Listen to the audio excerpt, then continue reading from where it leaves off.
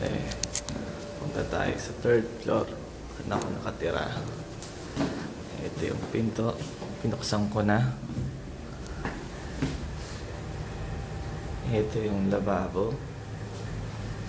Ito naman yung CR. May exhaust, may shower. Kaso alam mo na yung kabeta, bababa. Ganun ang style niya. Tapos dito naman tayo sa kitchen. Meron kaming malaking ref. Lababo ulit. Yung lalagyanan nito nandun pa rin. Kasama yung gasol.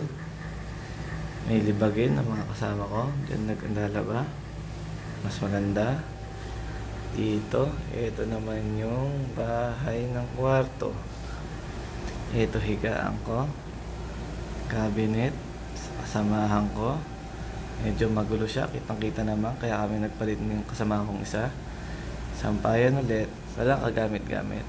Yun lang.